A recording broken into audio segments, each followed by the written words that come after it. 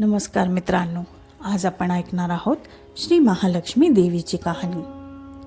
मन लावून ऐकावी, ध्यानात ठेवावी श्री लक्ष्मी देवीची कहाणी. द्व्यापार युगाची अधिष्ठात्री, सौराष्ट्र देशाची मोहिनी श्री महालक्ष्मी देवी. आटपाट नगर होते. नगराचा एक राजा होता. त्याचे नाव होते भद्रश्रवा.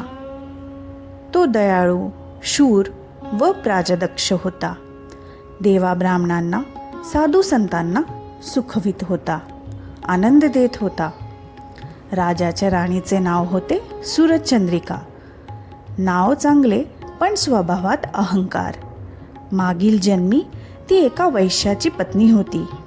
तिचं नवऱ्याशी भांडण होई. भांडणानं वैतागली, रागानं घराबाहेर पडली. चालत होती रानातून. तिथे तिला दिसल्या सुवासिनी. त्या करीत होत्या लक्ष्मीचे व्रत. ते तिने पाहिले.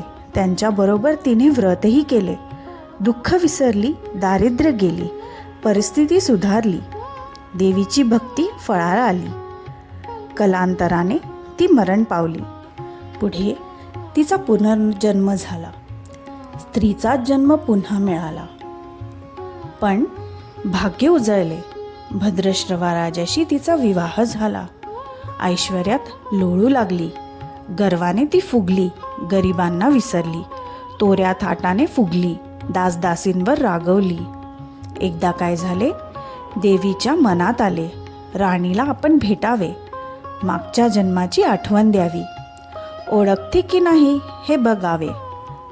राणी राजवाड्यात सुखाने राहत होती. राजाही कौतुक करी, तिचे लाड पुरवी. त्या दोघांना पुढे 7 पुत्र आणि 1 कन्या झाली. कन्याचे नाव होते शांबाला. एके दिवशी काय झाले, देवीने म्हातारीचे रूप घेतले. फाटकी वस्त्रे नेसली, माथी मळवट फासला, हाती काठी घेतली. काठी टेकीत टेकीत राणीला भेटायला आली. तिने आरोळी दिली. अरे, आहे का घरात कोणी? कोणी घास देईल का? दासी बाहेर आली. म्हातारी दारात दिसली. तिने विचारलं, कोण ग तू? आलीस कुठून? काय काम काढलं आहेस? तुझं नाव काय? गाव कोणते? तुला काय हवंय? मधून मधून खोकत हळू आवाजात म्हातारी सांगू लागली, माझं नाव कमला, द्वारकेहून आलीये ग. राणीला भेटायचंय. कुठे ग राणी? दासी म्हणाली, राणी साहेब महलात आहेत, सख्यांशी गप्पा मारतायत. त्यांना सांगितलं तर माझ्यावरच रागवतील. तुला ग त्या कशा भेटणार? काय तुझा हा अवतार? तुला पाहून माझ्यावरच ओरडतील, उणदुणं बोलतील. त्यांच्या सख्याही तुला हसतील. तू जरा आडोशाला बस. मैत्रिणी गेल्या म्हणजे मी सांगते त्यांना. म्हातारी रागवली, मनोमन संतापली. तुझी राणी पैशाला भाळली, माणुसकी विसरली, दरिद्री मेली. आज झालीये राणी, पण देवीला विसरली. माझ्यामुळेच ना. मीच तिला व्रत सांगितले देवीचे. तिने ते केले. आता राणी पदावर बसली. देवीला आठवणही नाही राहिली. गर्व झालाय संपत्तीचा. पैशाची धुंदी आलीये. गोरगरिबांची पर्वा नाही. थोरा मोठ्यांच्या मुली त्याला मैत्रिणी. म्हातारी गरीब आणि भिकारीन. तिला कोण विचारतंय? पण याचं फळ तिला भोगावंच लागेल. तेव्हाच तिचे डोळे उघडतील. जाते मी. दासी घाबरली. तिने म्हातारीला पाणी दिलं. हात जोडून म्हणाली, ते व्रत मला सांगाल, मी ते नेमाने करीन. उतणार नाही, मातणार नाही, घेतला वसा टाकणार नाही, दिलेला शब्द मोडणार नाही. त्या दासीला व्रताचा वसा सांगितला. म्हातारी उठली, काठी टेकीत निघाली. तोच माडीवरून राणीची कन्या शांबाला धावत आली. ती कळवळून म्हणाली, आजी, रागवू नका. चुकली माझी आई. तिच्या वतीने मी क्षमा मागते. कृपा करा. दिलेला शाप मागे घ्या. पाया पडते तुमच्या. म्हातारीला मुलीची आली दया. म्हातारीने क्षणभर त्या मुलीकडे पाहिलं आणि तिला लक्ष्मीव्रताचा वसा सांगितला. मुलीचा निरोप घेऊन म्हातारी निघणार तोच राणी माडीवरून आली. दाराशी येते तर म्हातारी दिसली. राणी ओरडली, ए थेरडे, कशाला ग आलीयस? जा इथून. उठ म्हणते ना, जातेस की नाही? दुसरी घरं नाही दिसली तुला? म्हातारीने संतापाने गरगर डोळे फिरवले. कपाळावर आठ्या पसरल्या.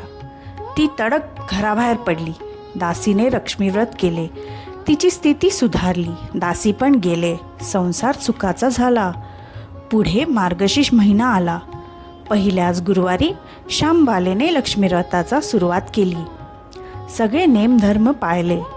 4 गुरुवारी तिने लक्ष्मीव्रत केले. शेवटच्या गुरुवारी यथासांग उद्यापन केले. सिद्धेश्वर राजाचा पुत्र मालाधर, त्याच्याशी श्यामबालेचा विवाह झाला. राजवैभवातील श्यामबालेला राजवैभव मिळाले. हा होता लक्ष्मीव्रताचा प्रभाव. सुखासमाधानाने संसार चालू होता. भद्रश्रवा व सूरजचंद्रिका राणीचे मात्र भाग्य फिरले. शत्रूने राज्यावर चाल केली. भाद्रश्रवाचे राज्य लुबाडले. सूरजचंद्रिकेचे राणीपद गेले. भद्रश्रवाला वाईट वाटले. पूर्वीचे दिवस आठवले. राणावनात फिरून राजा राणी कष्टाने दिवस काढत होते. भद्रश्रवाला कन्येला भेटावेसे वाटले. तो एकटाच निघाला. चालून चालून दमला. नदी काठावर विश्रांतीसाठी थांबला. नदीकडे येताना राणीच्या दासीने भद्रश्रवाला पाहिलं. घाईघाईने ती राजवाड्यात गेली. राजाला सांगितलं. मालाधरानं माणसं पाठवली. आणायला रथ पाठवले. सासऱ्यांना घरी आणलं. सन्मानाने नवी वस्त्रे व कंठहार दिला. श्यामबाला वडिलांची काळजी घेत होती. काही दिवसांनी राजाला वाटलं आता परत जावं. जावयाला तसं त्यानं सांगितलं. मुलीचा निरोप घेतला. जावयानं मोहरा भरलेला हंडा नोकराकडे देऊन राजासोबत पाठवलं. राजा घरी परतला. चंद्रिकेला भेटला. हंडा पाहून ती आनंदली. घाईनं तिने झाकण काढलं. आता बघते तर काय, तिला कोळसेच दिसले. सूरजचंद्रिकेने कपाळावर हात मारला. नशिबाला दोष दिला. नवऱ्याला सांगितलं. ते ऐकून तोही चकित झाला. दुःख पाठलाग करीत होते. दारिद्र्य सरत नव्हते. चिंतेचे सावट पसरत होते. काळजीचा वणवा भडकतच होता. सूरजचंद्रिकेचा एक एक दिवस दुःखाचा जात होता. एक दिवशी तिला मुलीला भेटावे, डोळे भरून पाहावे वाटले. नशिबाचे भोग भोगायचेच आहे. सूरजचंद्रिका घरून निघाली. मुलीच्या सासरी पोहोचली. तो दिवस गुरुवारचा होता. नदी तीरावर जरा वेळ बसली. दमली होती. त्याच वेळी एक दासी नदीवर आली. तिने राणीच्या आईला ओळखलं. घाईने ती महलात गेली. राणीला निरोप दिला. तुमची आई आली आहे. नदी किराणी बसली आहे. खूप दमलेली दिसली. तिला आणायला कोणीतरी पाठवा. श्यामबालेनं सारथ्यासोबत रथ नदीकडे पाठवला. आईला घेऊन यायला सांगितले. आई रथात बसून महलात आली. आईला बघताच श्यामबालेने आनंदाने मिठी मारली.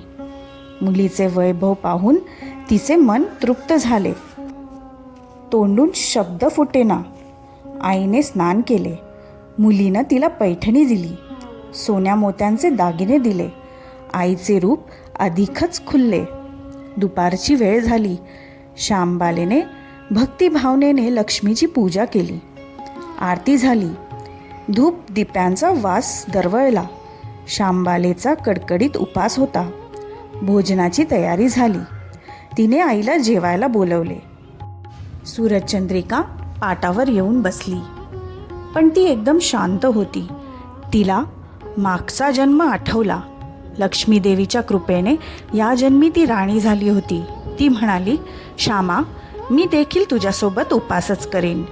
श्यामा म्हणाली, ठीक आहे. मार्गशीर्षच महिना होता. मुलीनं 4ही गुरुवार व्रत केले.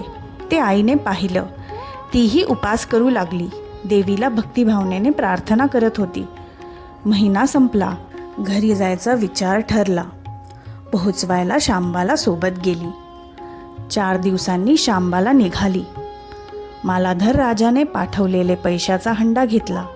त्यात मीठ भरलं. तो नोकराजवळ देऊन पुन्हा ती सासरी आली. गप्पा मारता मारता वेळ कसा जात होता त्याचेही भान राहिले नव्हते. मालाधरानं विचारले, माहेरून काय आणलंस? शांबालेने सोबत आणलेला हंड्याचे बोट दाखवले. मालधरानं उत्सुकतेने झाकण काढलं. त्यात त्याला काय दिसले? मिठाचे खडे. अगं वेडे, मिठाचे कडे कशाला आणलेस? इथे मीठ मिळत नाही. मीठ मिळतं ना, पण हे मीठ माझ्या वडिलांच्या राज्यातील आहे. वडिलांचं राष्ट्र सौराष्ट्र होतं. पण आज शांबालेच्या सांगण्यातला खोच राजाने हेरली. तो विचारात गुंतला.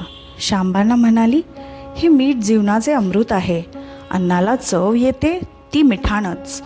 मीठ नसलेले पदार्थ आणि ज्याचं मीठ खावं त्याच्याशी इमानी असावं.